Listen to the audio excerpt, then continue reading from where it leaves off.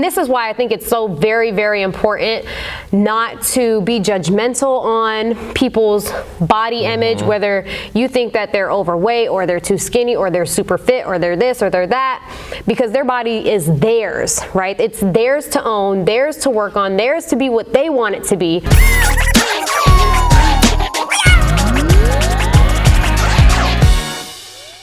Today we are continuing on the sequel, right? Sequel from episode, I guess it has to be like several, right? Josh in our last episode discussed with us what got him into fitness, and today is my day. Oh, it's your day to share with. It's your time to shine. My time to shine.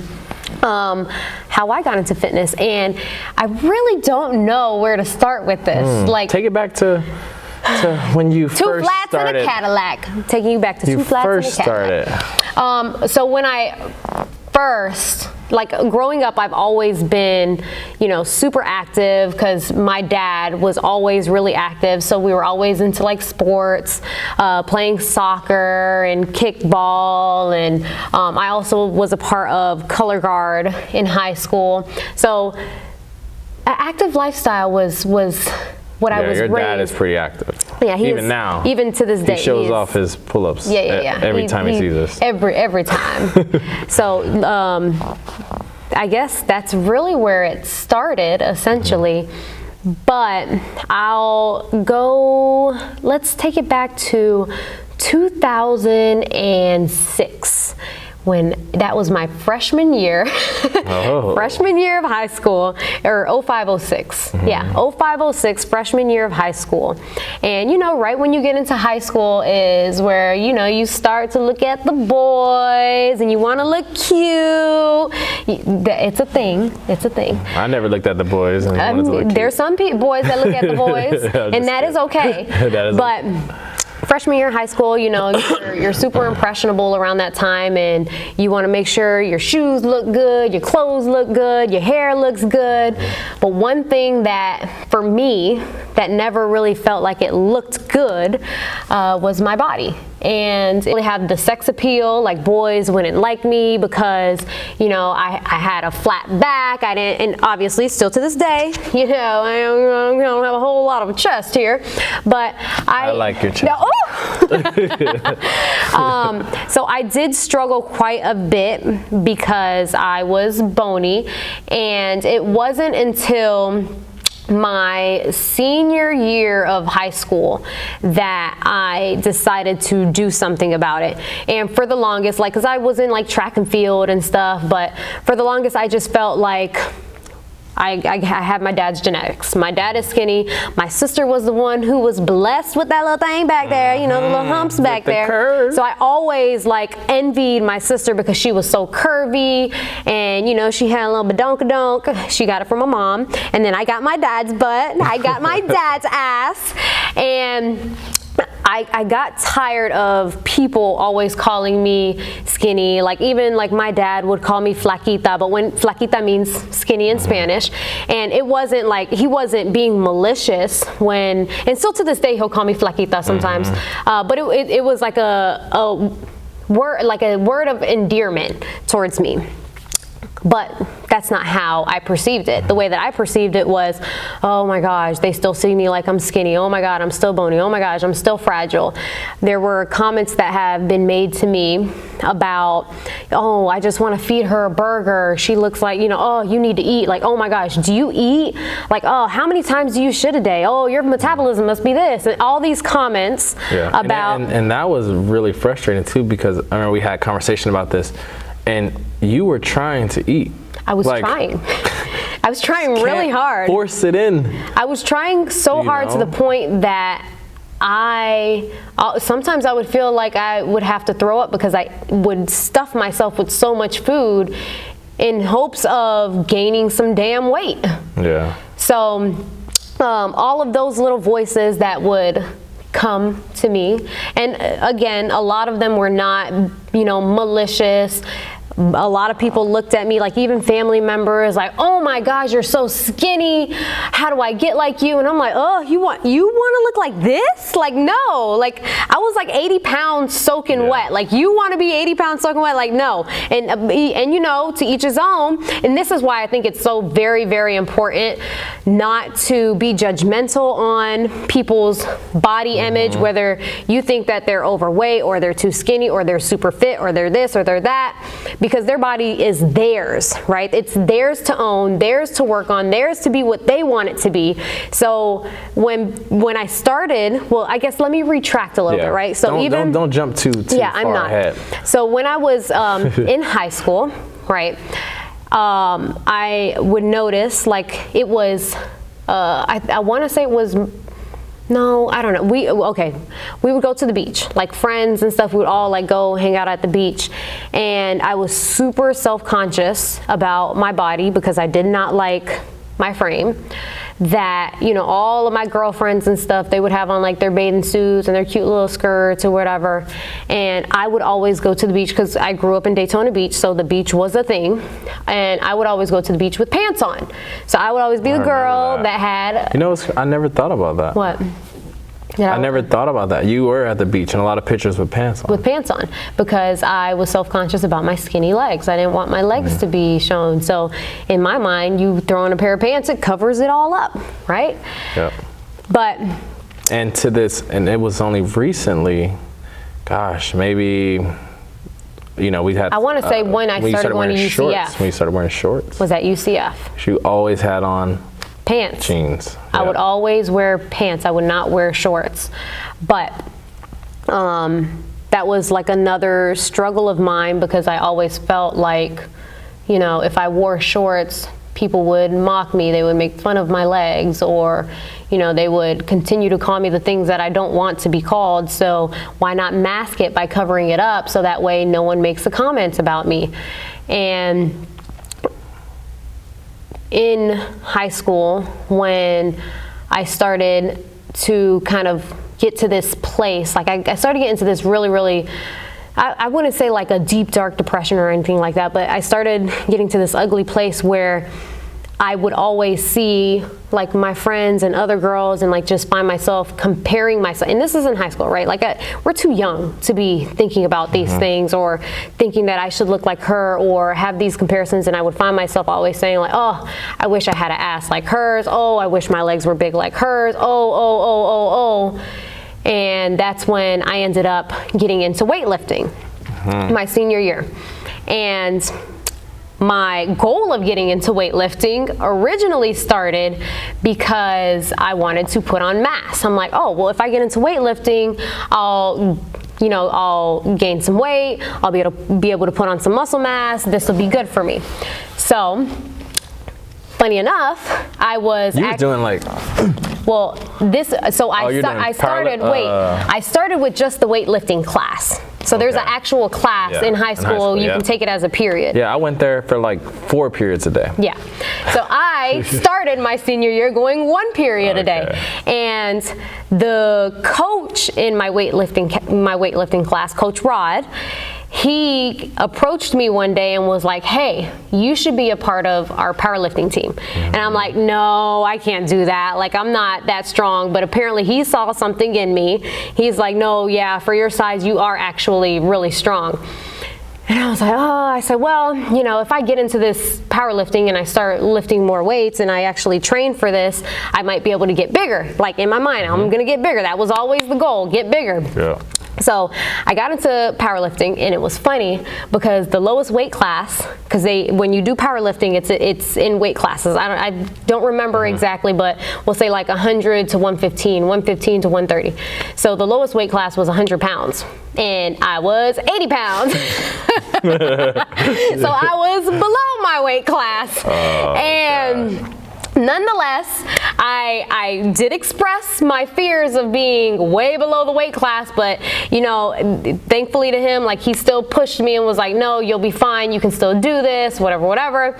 So I ended up getting into powerlifting, and I noticed how like when I started doing like my deadlifts and my bench press and the cleans and all that stuff, like I felt powerful. I felt I was still in this very scrawny little body in my mind, but the minute I had that barbell in my hands, like I felt like that's when Kimbo was unleashed. Yeah, I felt like I was unstoppable.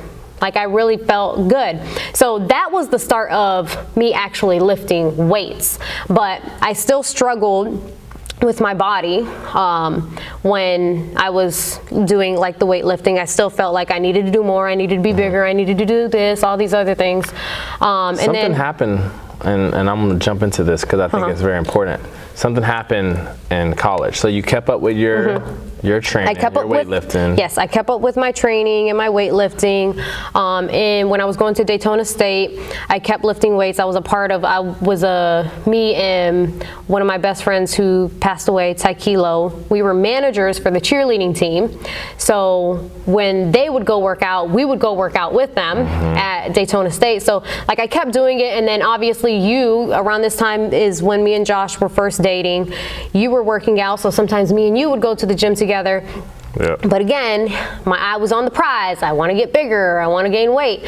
And while I was, when it was my freshman year at Daytona State College, I still wasn't putting on the weight that I wanted to put on. And this is when I started like researching things like, okay, I'm eating, but you know, my body can only consume so much food because I am small. And that's when I went to the extreme to get on Depo, which is a shot. Because I heard that when you get on Depo, you actually gain more weight because your appetite increases. And I did. I got on Depo and I gained some weight. You had a big face. Woo! I think I gained like 20 pounds. Yeah, I gained some weight. My face was looking a lot fuller. I think I even had a little belly too, but I was happy with my belly. I wasn't happy with my belly. I was happy with the weight that I had put on. But then I realized like, oh shit, like I kind of exceeded this for me, right? Because everyone has their own thing, but for me, I was like, all right, because I always envisioned it like me being big and muscular. Well, not like big and muscular like a man, but putting on muscle mass.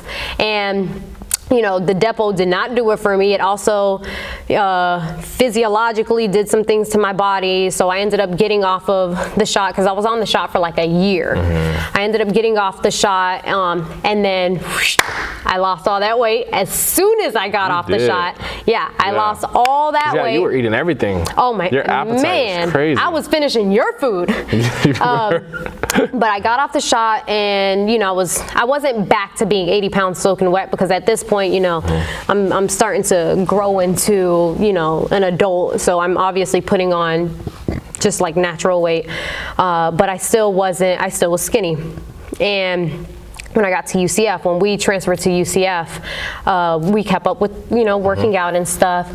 And I would always go into the gym like, all right, I gotta lift some weight. I gotta eat my protein before, after. I gotta get all these calories in because I wanna look a certain way. And then something started happening to my body where like we would go to workouts and I would start feeling really faint. I would feel like I have to pass out.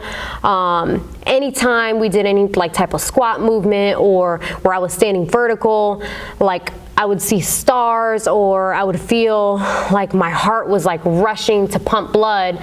And there was like a breaking point for me where I think I was by myself. I don't believe you were with me this day when when I was working out, but there was a breaking point, or maybe you were on a different floor. I think I might have been on the second floor doing something else at UCF's gym. And I was doing some type of exercise, and like out of nowhere, like everything just starts closing in. It starts getting really, really black. I start seeing all of these little stars, and I'm like, oh shit, I'm about to pass out. Like that's what's happening here. I'm about to pass out. And I laid on my back, and I kind of just let like the blood rush back to my brain, because that's what it felt like. It felt like I had a lack of oxygen in my brain. And I was like, okay, something's happening right now. I don't know what it is. And that's when I started, I went to go get like my blood work done, see if it was my iron, this, that, whatever. And the doctor basically told me that I had postural hypotension, which is essentially a drop in your blood pressure whenever you stand. Yeah. And normally you see this in the elderly, or young females tend to get it. And they say it gets better with exercise and age. And that's when I kind of had my shifting point. Yeah. And before you jump into your shifting point, I want to add something to that. We worked out a lot, and as we were growing up, like I was obviously more into it than you were, but you've always enjoyed it. No, listen. You enjoyed working out in the beginning, initially, right? Yeah. Like you had a goal, you wanted to put on mass, and you looked forward to your workouts. And when this started to happen, that's true. I would always be like, come on, let's go work out. Let's put some work in. And you would usually be down to do it. And it got to a point where, I kind of pulled back a little bit because you started to dread working out. Like you didn't want to go anymore. You got really frustrated because you couldn't do anything where you had to go up and down. You literally just had to sit on something and then try to exercise. Mm-hmm. And it just was so debilitating for you. And I remember like just pulling back and sneaking out to work out, and like not, try not to beat you up about it, because I didn't understand it either. And I wanted to, and initially I was probably like thinking like, oh, she's just making this up. She don't want to go work out. And that's what happens too when you don't understand something. You're not curious to figure out, hey, what's going on with you? Let me, like I want to know, versus like, hey, you need to just come do it. I want to do. So. And that is, I did feel that in the beginning. You would always say, hey, come on, let's go work out at 6, or let's go work out once you get off, or this or that. And for me, it was such a dreadful process. Just the thought of knowing that I'm about to go into a gym and I'm going to have this feeling again. And for a while, you used to tell me, it's all in your head. It's all in your head. It's in your head. You're making it up. And I would get so upset with you because I'm like, Josh, this is not in my head. You're telling me that I'm like, I'm feeling this and I'm getting ready to pass out and my heart is racing. You're telling me that that's in my head. Yeah. And I think at the time you didn't know how to really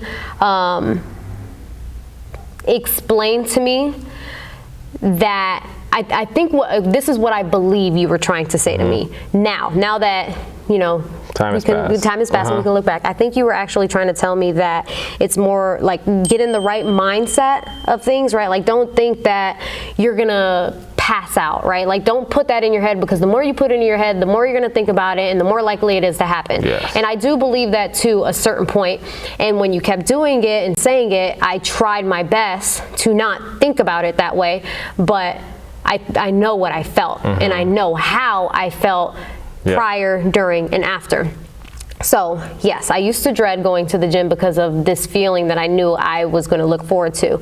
And when something changed, though. Yeah, something changed, and this is when I hit, like my mindset started to shift a little bit. I'm like, fuck, like I've been doing all of this so I can put on mass and get big, and now I can't even freaking do a squat. And at that point I'm like, I'm doing this for all the wrong reasons. Like I'm doing this because, I'm tired of them calling me skinny. I'm tired of this person telling me I need to eat a burger. I'm tired of, that person telling me that, you look like you're 5 or whatever. Like I'm just tired of it. Still look like you're 5. I didn't care anymore about what people said about me, what they thought about my body. At this point, I just wanted to get my health in order so I can do a freaking squat. That's all I wanted to do, was be able to do a squat. So that is how, wrapping it all back around. That, and the same as Josh, like we both were in our undergrad for physical therapy.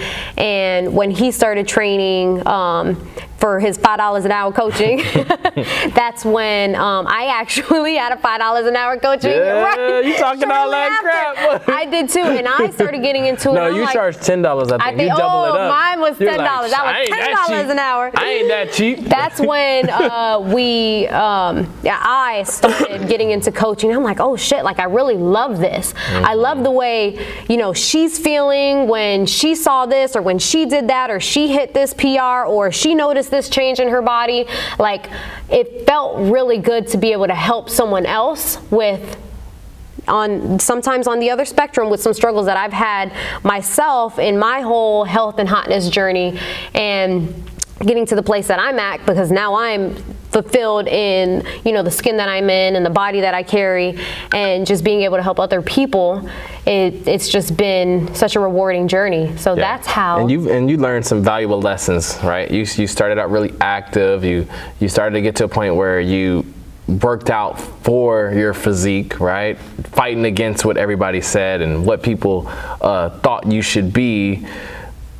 Right, like people called you skinny, and you didn't want to be skinny, and they celebrated your thinness, but you never wanted to be that. I never wanted to be celebrated for my thinness. So I wanted to be celebrated for who I was. And you realize that fitness is more than just looking good.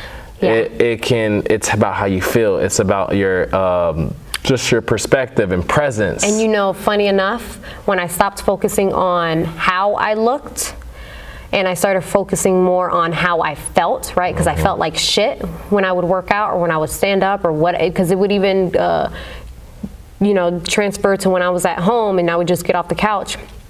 I started I started to fall into the body that I actually wanted when I stopped putting so much pressure on getting into this body, and putting more focus on things that matter just a little bit more. And today, you're the strongest you've ever been. Fuck yeah! You look the best you've ever looked, right? As far as, the I feel size good. you're at, you put on a lot of muscle, because you've been so consistent, and you've been you've had a good headspace. Yes. And you've learned some valuable lessons along the way, and now your life's mission is instilling those lessons into other people and helping them along their journey, quieting the noise around you. It's most certainly the noise around you, because in the times that we live currently, you see the hottest supermodel on TV. They don't celebrate all bodies. Now we're starting to kind of transfer into a world where all bodies are celebrated. And it was definitely a little bit of a mind fuck for me, in comparison to the other girls that were around me, and me wanting to look like them, and to just be able to finally get to a place where I'm like, no, this is my fucking body. God gave me this body. I'm gonna make this one better for what it is. So it's been a journey. It's been a journey. It's been good though. It's been a good journey. Yeah, and it's only getting better.